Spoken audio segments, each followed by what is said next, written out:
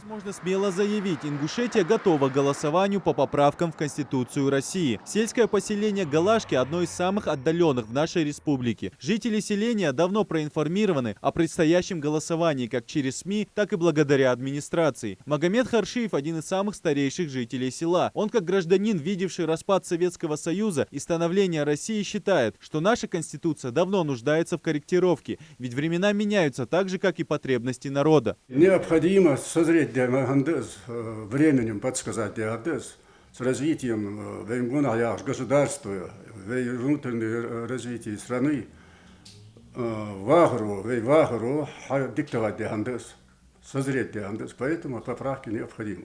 Необходимо, и мы считаем, что необходимо поддержать данные поправки. Лучшая сторона здесь в области обслуживания медицины, социальной защиты людей, так, бережь пособий, индексации пенсий. Вот эти вопросы для населения важные.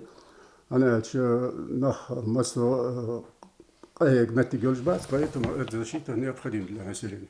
Всего подготовлено 206 поправок. Изменения коснутся большинства сфер в нашей стране. Эксперты считают, поправки однозначно благоприятно скажутся на жителях Ингушетии. Ведь в корректировках большая часть отведена сельскому хозяйству, медицине и культурному наследию народов. Как бы потеряв свой язык, можно потерять свою историю.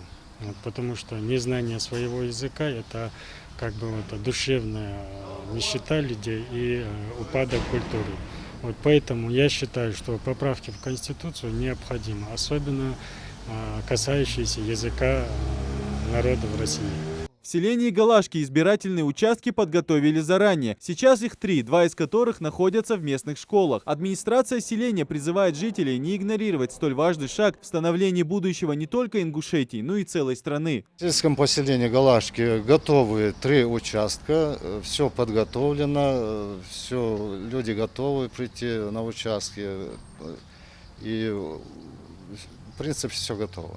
У каждого свое мнение, так, но я все-таки думаю, что люди осведомлены, доведено до них, информация доведена, вывески везде есть, телевидение, пресса и в социальных сетях, вся эта информация есть.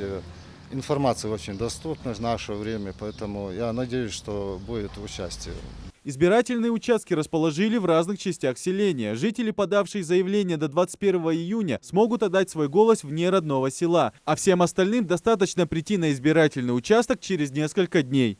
25 числа каждый житель сможет прийти на избирательный участок и отдать свой голос. При входе нужно обязательно надеть маску и продезинфицировать руки специальным раствором. Наличие документа, удостоверяющего личность, обязательно, а проголосовать за или против – выбор каждого жителя. Однако не стоит забывать, правильный голос сейчас – залог хорошего и стабильного будущего завтра.